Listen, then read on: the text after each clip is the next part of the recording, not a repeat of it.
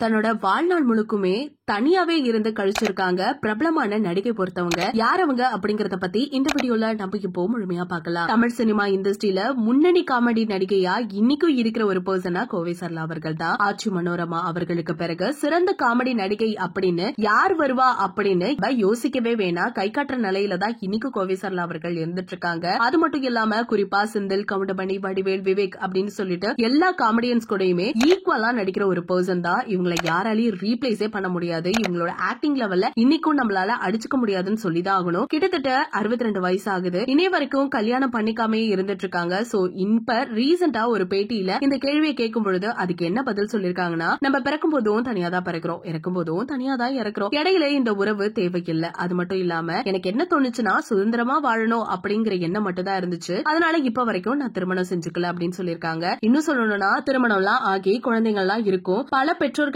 என்ன பண்றாங்க அப்படின்னு கேட்டா, அவங்க குழந்தைகளே பாத்துக்க வழி இல்லாம அவங்களை கொண்டு போயிட்டு ஒரு ஆசிரமத்துல எங்கேயாவது கொண்டு போய் விட்டுறாங்க. இப்படிப்பட்ட வாழ்க்கையெல்லாம் தேவையே கிடையாது. நான் யாரையும் சார்ந்து வாழணும் அப்படிங்கிற அவசியமும் கிடையாது. அதனாலதான் இன்னை வரைக்கும் நான் தனிமையாவே இருந்துட்டு இருக்கேன் அப்படின்னு கோவை சரளா அவர்கள் சொல்லிருக்காங்க. இந்த ஒரு செய்தி கேட்டோன்னே எல்லாருக்குமே பயங்கரமான அதிர்ச்சி ஏற்பட்டிருக்கு. கிட்டத்தட்ட 62 வயசு ஆகுது. இன்னை வரைக்குமே தன்னோட வாழ்நாள்ல தனியாவே இருந்து கழிச்சிருக்காங்க. ஆனா இன்னைக்கு தமிழ் இண்டஸ்ட்ரியில பேரும் புகழோட வாழ்ந்துட்டு இருக்க ஒரு பர்சன் நம்ம சொல்லியே ஆகணும். சோ கோவை சரளாவோட இந்த முடிவை பத்தி நீங்க என்ன நினைக்கிறீங்க அப்படிங்கறத மறக்காம கமெண்ட் செக்ஷன்ல ஷேர் பண்ணிக்கோங்க. இது போல அப்டேட்ஸ் உடனுக்குடனே தெரிஞ்சுக்கணும்னா நம்ம சேனலை சப்ஸ்கிரைப் பண்ணி வச்சுக்கோங்க.